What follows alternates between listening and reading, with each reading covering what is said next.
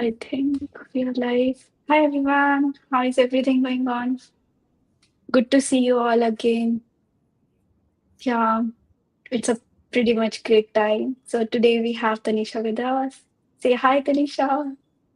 Hello. So before going into much detail, let me just quickly give you a brief insights around the Ethereum Buildcamp that we are having with DevCon team. So I think my screen is visible. So as you all know, like we are having the build camp. It's more around buildathon, focused specifically on Ethereum. So as we all know, a day before yesterday, we already have the session around Solidity smart contract and basics around Ethereum, how you can get into it, how you can write your first smart contract. We use Foundry, Remix, and so on to build and deploy our first smart contract. So today we will gonna deep dive more into modern Ethereum stack. So how Zebra works, but specifically security means in Ethereum stack, how a specific on-chain identity work and things like that. So that will be taken care by Tanisha. So she has a like really great experience in Web3 ecosystem. She have built couple of things. Being in women in tech, so I would say it's pretty much inspiration for a lot of girls like me. So over to you, Tanisha. From here, you can share insights a bit about yourself, what you do, so that people know about you as well. Yes, thank you so much, Bhavna, and thanks for having me here. Thanks to everybody who's tuning in and learning. Honestly, that in itself is an amazing step. The curiosity itself is the very first starting point. In terms of today, I have actually prepared something for everybody on this call, and you will learn about me in the process. I'm going to share my screen. And I'm actually very excited to show you what I've made for everybody here. Okay, so you are not seeing the wrong page, you are seeing the right page. Welcome to Legoland. In the next couple of 40 minutes ish, hopefully, I don't want you to be bored. So, this is my attempt of trying to teach you everything about the Ethereum stack and how composable it is without one you getting bored and hopefully you being able to take a lot of information back with you and at the end of this week being able to apply a lot of elements from this stack, right? um, there is no such thing as stupid questions. Anything that you do not understand, write it down. You can reach out to me on Twitter. Do not worry about making any notes. I'm going to be giving you this entire website. It You can see that there are buttons like printable notes, which will have everything that I'm speaking as well, so that you can connect with me. Just enjoy the session, be curious, coming with an open mind, pick some Lego blocks that you like, and kind of towards the end of the session, you will be able to build something of your own with different components of the stack, right? Um, so with that, let's begin. I am going to take you through the very first concept. So, uh, as you go through the Legoland, there are links, which again you will have access to. If there is something that picks your like mind, remember that you can read more about it. I have also added a few things like ERCs and EIPs. Now, what is an ERC and an EIP? EIP is an Ethereum improvement proposal. So, any change that you want to make to the Ethereum smart contract, um, you'll have to kind of type a proposal. So, a lot of these elements of the stack have come through EIPs. ERCs are a type of standardized elements where you can use those standards like a token standard, a wallet standard, an NFT standard. So you have different ERCs from which some of these stacks have also come up. All of these EIPs and ERCs are linked in as we go through. So kind of keep that as we go. Now let's start with the first one, right?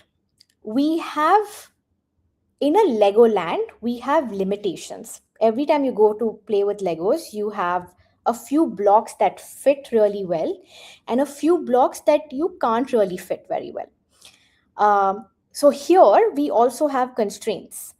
Every system that moves value in a blockchain is juggling through three things: scalability, how many people can you serve; security, how hard is it to cheat or break a system; and decentralization, how few people you're forced to trust. This is known as a trilemma, where you can often meet only two out of these three conditions typically. For most of last decade, that was the accepted wisdom, that you can only pick two. But honestly, today, uh, we're breaking that, right? Ethereum made a much stranger bet. Instead of picking just two, it kept the ground floor small, secure, and decentralized, and then built everything else upward in bricks like a Lego. That is the whole show today, the whole modern Ethereum stack. We're going to go through 7 districts, right? So you can see that. We're going to start with base plate, the green board that everything clicks into. I think that should be up here, right? Then you have, we ride to mini parks. You'll understand L2s a little bit more. We will cross my favorite, Grandma Bridge, where you'll understand account abstraction more. We will pass through castle gates, walk through the bazaar, sit a minute in the common area, and finish in the robot quarter. Each stop is one layer of the Ethereum stack, and each one is made of standard bricks. One rule for the whole like park, and I'll keep coming back to it: block space is priced by a mechanism called as EIP 1559, right? And EIP 1559 is how we price the mechanism today. Hold that thought, we'll get into that very, very soon. Okay, so let's jump in a little bit about me before we begin. Um, I am Tanisha. I have, in the last 5 to 6 years, I've worked as a consultant across Polygon, Avail, Filecoin, Mina, and a bunch of dApps. I've worked with governments, policy think tanks, messaging protocols. What I do is I help them with governance design, tokenomics, the economic designing, the fee modeling, and on the commercial side, I help with go to market and PMF. So a little all over the place, but I wouldn't have it any other way because it helps me look at things more holistically than very like siloed. Um, the best way for anybody to reach out to me is through my Twitter. It's at the rate governing web3. So if you have any questions, I will be on the lookout for it on Twitter DMs. Feel free to write. uh, yeah, with that, let's kind of jump into the very first stop. Let's understand L1, right? L1 is layer 1. As you all know, it has three fundamental jobs, right? The base blockchain Ethereum itself, it's the most secure and most expensive place to do anything. How it works is, we have a system of proof of stake or validators. Ethereum agrees on an order without a boss. There are something called as validators. They lock up Ethereum. We call this as staking, for the right to pick the next block, right? If they cheat or if they do not produce or turn up, they have something called as slashing. They lose that block, right? They lose their underlying stake. Um, and we have something called in Ethereum itself. What is very important to understand is that as we go through Lego, this is your base, and you know that your base needs to be very strong, right? Let's understand the base a little bit. Job one is ordering. Somebody has to decide what order transactions happen in, or you could spend the same coin twice. In the park, this is what we call as consensus hall. So if you can see, a consensus hall is where you run the order. There are thousands of validators all over the world that agree on the sequence, and there is no single validator in charge, right? This is a big aspect of decentralization and security. Job number two is keeping the receipts. When something happens out in, say, mini parks elsewhere or on L2s, the proof that it happened has to be posted somewhere where everybody can see. This is what we call as the archive. 2 years ago, this was brutally expensive. Then we had something called as EIP 4844 that added blobs. Basically, think of it as a cheap temporary shelf for this kind of data. Blobs are the reason your layer 2 fees went from dollars to pennies, right? And then job three is settling arguments. When two parties disagree about what really happened, the L1 is the courtroom of last resort. It's slow and expensive on purpose because it's the final word, right? This whole element is the base plate, right? They order things, they remember them, they settle disputes. Everything else in the park is built to avoid bothering the base plate unless you absolutely have to, because it's the most secure and most expensive place to do anything, right? Remember, we spoke about EIP 1559. Every time you use the base layer, you pay a base fee, right? And the busier the park is, the more you have to pay, right? This is what we call as traffic often. So more, if you're interested to read more about EIP 1559, I've linked it here for you to understand how it works. And EIP 4844, which is a big reason why you can kind of use layer 2s, and blob space is also linked here, which you can kind of study. You see something called as architect notes. If you are interested in reading more on Vitalik's um, readings and writings about these concepts, I've also linked them here. Fun fact for everybody, I learned a lot about Ethereum by actually taking printouts of Vitalik's blogs and underlining every word that I didn't understand. Like, what is an optimistic rollup? What is a ZK rollup? And we didn't have AI then. So I would go Google, read that word, come back, read the next sentence, right? And I would maybe get through one paragraph a day maximum. I kept doing that recurringly, and it was one of the fastest ways for me to have learned everything about the stack. So I've made it easier for you and pulled out the most relevant things that you can read in case you want to go deeper. So that's stop number one. Let's move on to stop number two. I know if you have any questions across each stop, please feel free to drop them either on my Twitter or on the chat, and I'll take them up as we go.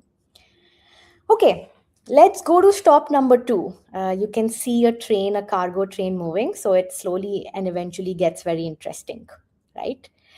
Now, hop on the monorail. We're leaving the base and we're going to mini parks, right? Now, these are roll ups, and they're where you actually spend your day. So, base, Arbitrum, Optimism, ZK Sync, these are all mini parks. Here's the trick that makes them work. A roll up runs all its own rights, thousands of transactions, fast and cheap. And then instead of reporting every single one to the base layer, it bundles them up, it rolls them up and posts one compressed summary. So you get the security of the base layer. You get L1 security, but you get it at food court prices, because instead of taking one order and coming to your table, I'm just batching all the orders and coming, which saves time and allows me to charge you less for the service, right? There are two ways a mini park proves that it didn't cheat. So, how do you know that it's actually compressing every transaction? It's bundling every transaction. We have two ways. One is what we call as optimistic rollups. These run on trust but verify. So, they post the results and say, assume these are right. And there is a window where anybody can raise their hand and say, this is a fraud. We call this as a challenge window. The challenge window is why withdrawing can take a few days, right? The second way you can prove that you did not cheat is what we call as ZK rollups. ZK standing for zero knowledge. They do the opposite. They post a piece of math that proves that the results are correct. Like, I did perform addition on 2 plus 2. So there's nothing to dispute. It's harder to build, but it's almost instantaneous. You don't need a challenge window that runs for 2 to 3 days, right? Are these mini parks fully safe? Some still have training wheels on. The community we have a in our Ethereum community, we grade them. We say stage 0, stage 1, stage 2. Stage 2 means that the park runs entirely on code with no human operator who can reach in and override it. So whenever you hear what stage is your roll up, that's a scale for how much you can trust the team behind it and trust the architecture behind it. So two bricks make all these mini parks feel like one park instead of a dozen of lonely islands. This is where you have another ERC. ERC 7683. It's about intents. So instead of memorizing which bridge to take, you just say what you want. I want $100 of USDC over on base. And you have different people, or like different, let's call them solvers, who will compete to make it happen for you. So I'll be like, hey, I will give you $100 of USDC on base, give me $2 in fees. And somebody might raise their hand and say, hey, I'll do it, give me $1 in fee. So you have different solvers competing. This is one thing that you must look into, one very interesting architecture. There's another one. It's a boring one, but it's a lifesaver. It's called as ERC 3770. It puts the park's name in front of the address, like base colon 0x. So you stop sending real money to the right address on the wrong chain. This happens a lot to people, by the way. Whenever you're sending crypto transactions, it's a for the first timers, it's a little scary. Like, is this the right address? Is this the right network? Is this the right chain? So there are ways that we're trying to solve that as well. Yeah, so again, you have these linked over here. Feel free to go through it. And this cargo train is essentially a way for you to imagine how compression happens and how you batch everything and kind of take it and go, right? With that, let's move to the next stop. All of these are high level on purpose. I've linked the more technical standards for implementation here, but I'm keeping it high level because my goal is that you should have all the Lego blocks by the end of the session. Uh, you can choose to decide which one you want to go deep into, but the more blocks you have, the more structures you can create, right? With that, let's move to the next one. This is my favorite, actually. This is what we call as Grandma's Bridge. Um, it's the one that decide whether normal human beings who are not as complex as you and me, will they ever touch any of this, right? The test is very simple. Could my grandmother cross a bridge without losing her life savings to a typo? The old way to have an Ethereum account was a seed phrase. So for those of you who don't know seed phrase, there are 12 random words or 24 random words that are literally your account. If you lose your seed phrase, you're locked out forever. If you screenshot them, you're robbed. If you save them on your Gmail and somebody hacks your Gmail and somebody finds it, they can take your funds. This is not a bridge your grandma can cross very clearly, right? So we have something called as account abstraction. Account abstraction fixes this by making your wallet a little smart program instead of just a random 12 naked key, right? The brick that kicked it off is ERC 4337, and it very cleverly did this without changing Ethereum itself. A newer one, which is EIP 7702, lets even a plain old style wallet borrow these superpowers. So here's very interesting thing that you could do, right? You can have a passkey login, right? Which is you sign in with your face or fingerprint the same way you unlock your phone. No seed phrase. Then you have to pay for gas. So the app can pay the fee for you so that your grandma doesn't have to pay the fee for you. We call this as gas sponsorship. It's the way to get somebody to enter the park, right?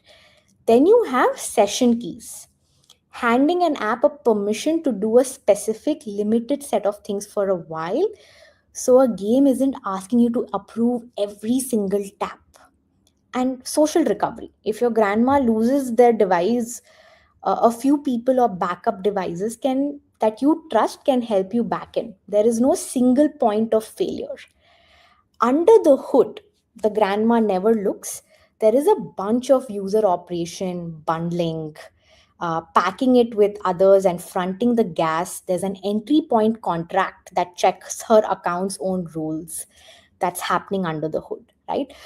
Uh, this is the whole promise of this bridge is one line, one tap in, one L1 transaction out.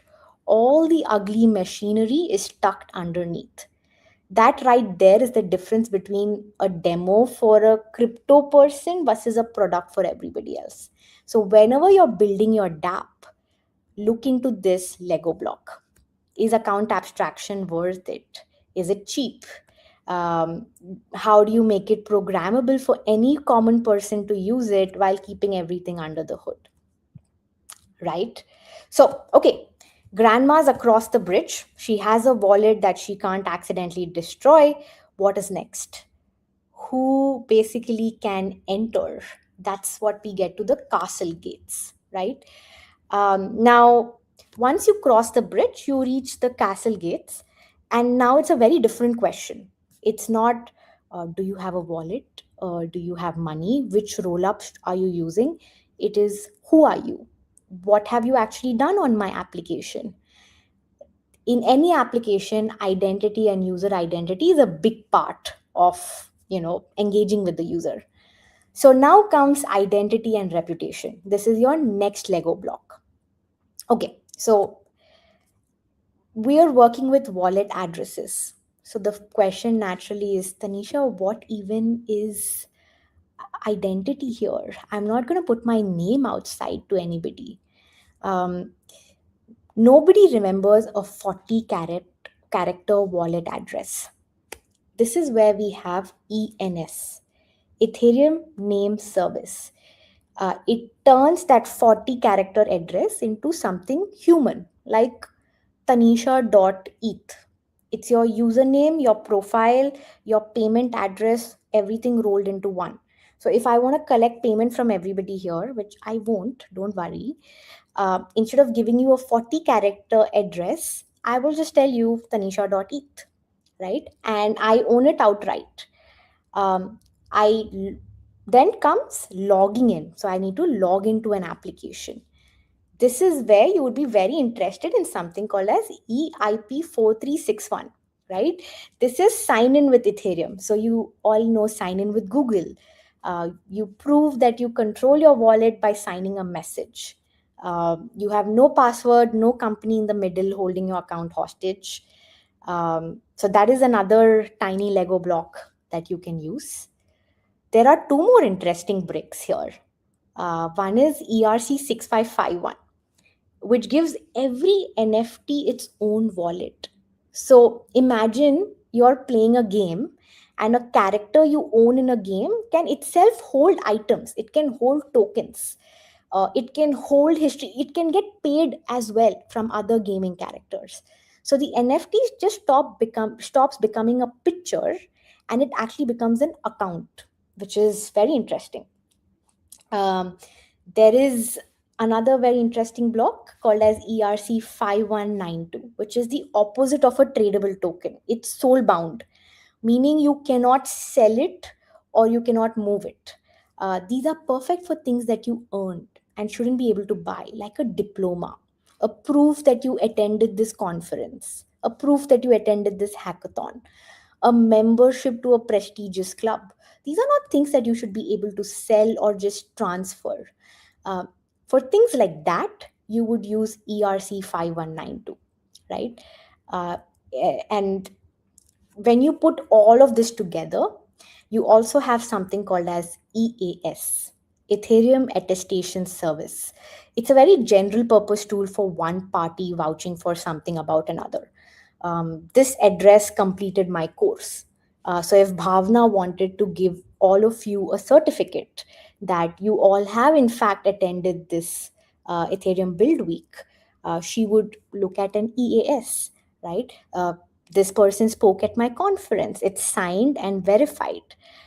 Stack up enough attestations, and you've got something called as reputation, right? That no single platform owns or can delete.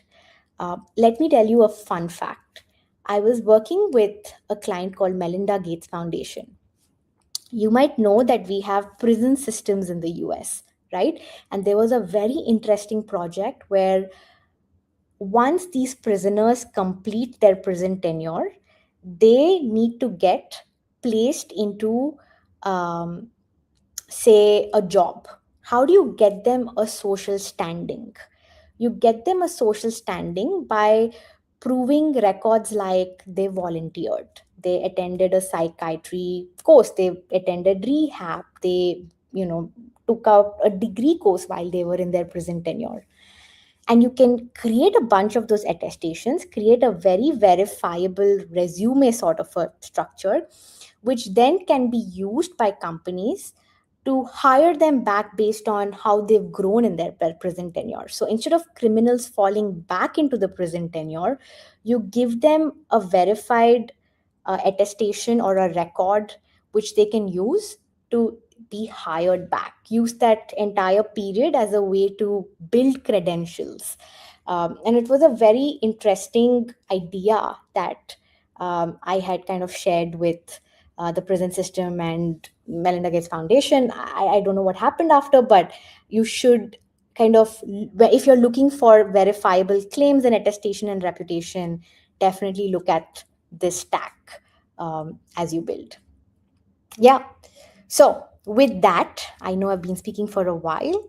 Let's move into something more interesting. So, you've got a wallet, you've got an identity. Now it's time to spend, right? So, let's go down into the loudest part of the park, which is the bazaar, right? So, this is DeFi, decentralized finance, and I want to demystify it because it's really just a handful of Lego bricks that everybody agreed to shape the same way so they can all snap together. The foundational brick is ERC20. It's the standard shape for a token. So, any token, a stable coin, a governance token, whatever you call it, they're all the same shape. Every stall in the bazaar can handle every token without special casing it. That one agreement is the entire reason the bazaar functions, right? So, how do you trade one token for another with no company running an order book? A market maker with a beautifully dumb formula: X times Y equals K. So you have two pools of tokens, and the rule is that their product never changes. You buy a bunch of one, its price automatically climbs. That single equation runs most of the trading in all of crypto, right? Um, the next one is ERC4626. It's a standard vault. You deposit tokens, it puts them to work. You get a receipt token for your share because it's standardized, and other apps can build right on top of your vault. Right, so this is a standardized vault, and you can actually get proof that you actually deposited tokens into the vault. Then you have ERC2612, which is a permit, right? It lets you approve a payment with a signature instead of a whole separate transaction.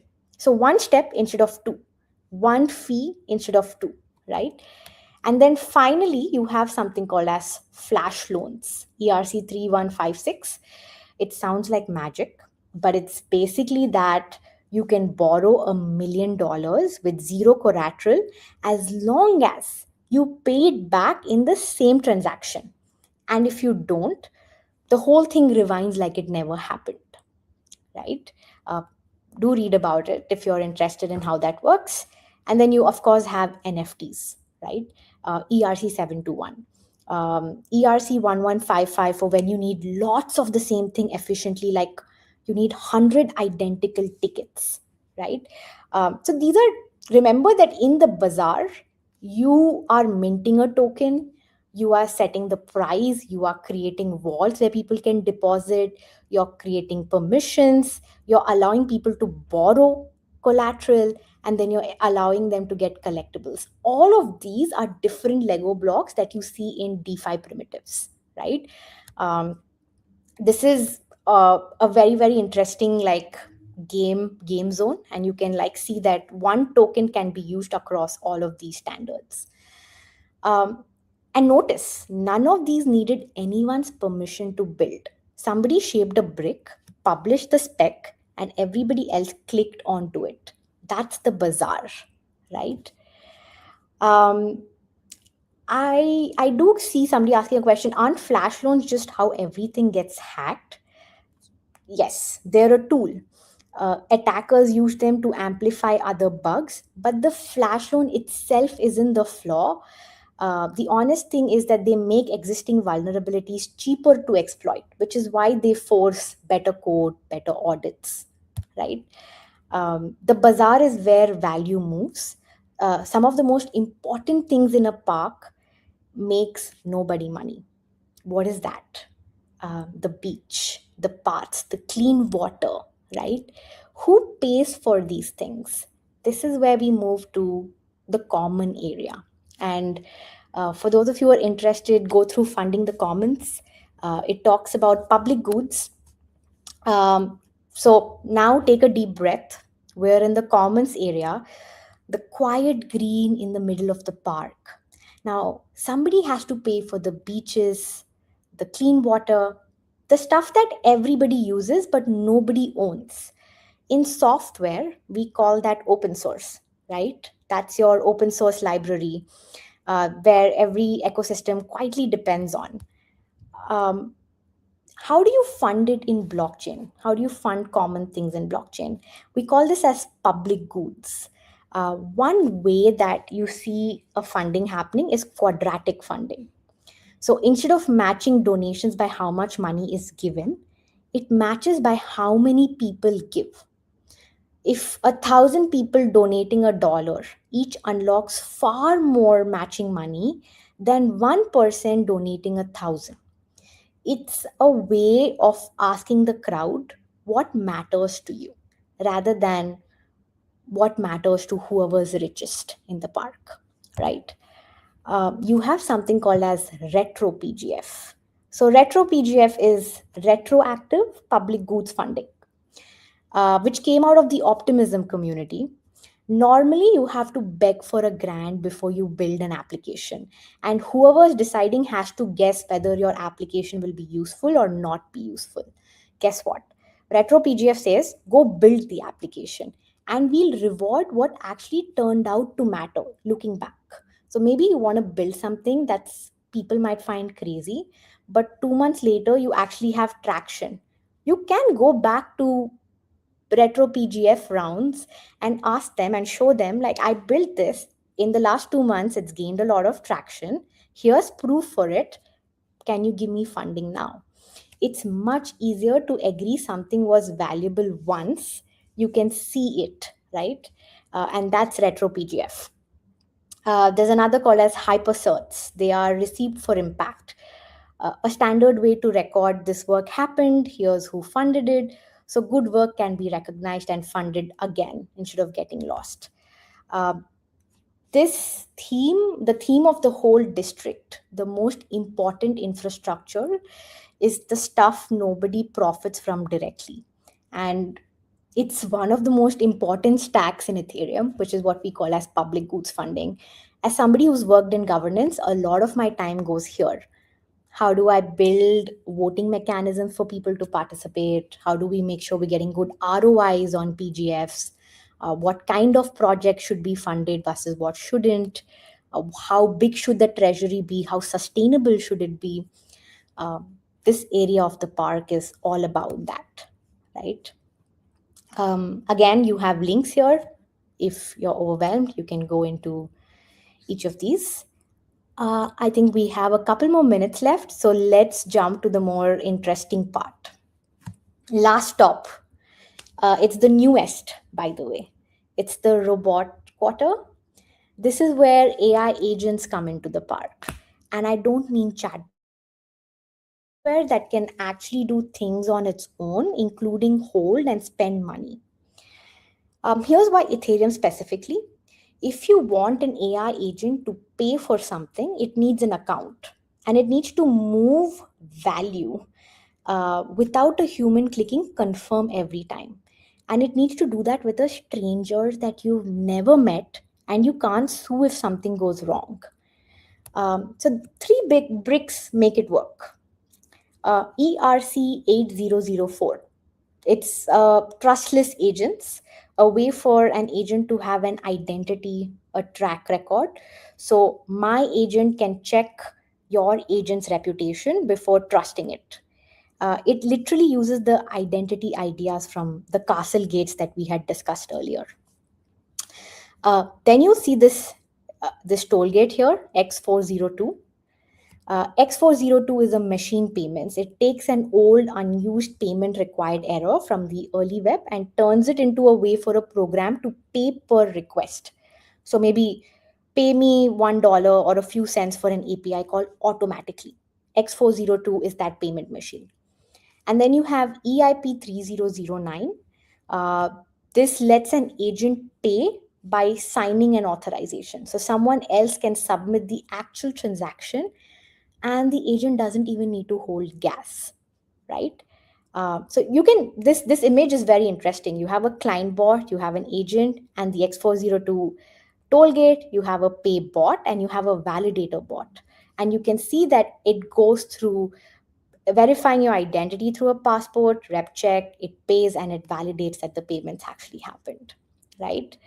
Um, so notice what just happened. The robots in this quarter are using the wallets we built back at the Grandma's Bridge and the identities we built at the castle gates. The newest district is standing entirely on the older Lego blocks. And that is the whole point of a Lego stack. The new thing is not just replacing the things underneath, it kind of grows on top of them, right? Um, and that's the last district. Let me pull the whole park back into one big picture. 7 districts, one base plate. The base layer orders, remembers, and settles. The mini parks, aka L2s, scale it. The grandma's bridge makes it usable. It's the user experience. The castle gates say who you are. It's an identity check. The bazaar, the DeFi primitives, it moves values. The common area pays for what we all share in a blockchain. And the robot quarter lets software and automations join in. Remember the bet we opened with? That everybody can only optimize for two things, either scalability, security, and decentralization. Ethereum kept the base plate very simple, but built the other two upward in bricks. Everything you saw today is one of those bricks. And every single one is a public spec that you must go read tonight. So here's the only homework. Pick one district, right? One of these Lego blocks, whichever you found the most interesting for an app that you want to build. Click one stud. So you can click, for example, the castle gates and study one EIP at the very bare minimum that is related to the castle bricks. Study one architect note that you want to kind of go deep into. And with that, with just one block, you can ship a dApp. That's how every person, every builder, every developer in Ethereum started growing. So, thank you, everybody. That is everything from my end. Uh, yeah, happy to take any questions. Thank you, Tanisha. Like, it's my first time seeing someone explaining in the form of Lego. I was so surprised, like, when I was in my Ethereum journey, learning around the thing. So I can understand, like, it's really difficult. Once you read the paper, you will understand, like, I'm not able to understand a single word written in it. It happens with me. So Definitely, Tanisha covered it in such an easy way. I would say, like, people will definitely enjoy as well as learn something out of it. Awesome. So I Yeah. was so surprised. And I am thinking how someone can get the idea to build something like that for Lego. Yeah, I'm glad. Actually, these are very complex topics. If I had to like tell it to you like individually, you would be dead bored. Legos are ways that makes it easier for you to now, and you now know the concepts, and then you can go deeper into Legos based on what your interest or your DApp or your application idea is. So yeah, thank you for that. Exactly, guys. Like Tanisha covered it on a very high level, but I would suggest like if you wanted to become a good developer, you used to get your hands dirty by solving errors. So in the same way, if you wanted to become a very good Ethereum developer, so you need to have your hands dirty, understanding dApps, EIPs, and a few other things. So you need to go through the white papers. I would say, like, if you wanted to build any dApp, so first go ahead, check the white paper of any dApp that you are interested in about. So from there, you will get the thinking process, how someone decided to build on a specific idea. So I would say, like, this is basically a turning point of your life. Like, if you have started it out, started building it out, and eventually you don't know what project become a $1 billion company. So this is your turn to start it out and learn from the things. So I think Tanisha will share with me the Legoland link. So I will share with you in the form of Luma. So you can check this out, learn from it, and make this particular thing possible. And if you have any doubts, so you can reach out to Tanisha as well on Twitter. She is very active over there in terms of like doubt building stuff and so on. So she would be a very great person to share the things and ask your doubts. So any final point, Tanisha, from your side, those who are starting their journey in Ethereum and so on? Yeah, I think there are some very interesting primitives right now. We are maturing as an industry. So think payments, think remittances, think prediction markets, uh, and use these Lego blocks to make it easier. A lot of us old builders have lost the ability to think fresh. Maybe you can take these Lego blocks and think completely fresh, right? When you click into each of the ERCs, you will find the entire code blocks that we use when we kind of build stuff. So come up with ideas, be unafraid, and look at serious applications that solves a real pain point. Yeah, that's my only piece of advice. Perfect. Thank you, Tanisha, for joining us out. I feel everyone should learn something out of this particular conversation. So, see you all in the Buildathon. Let's see who have built on EIPs and so on in our Buildathon. So, have a good day ahead, guys. Thank you. Bye bye.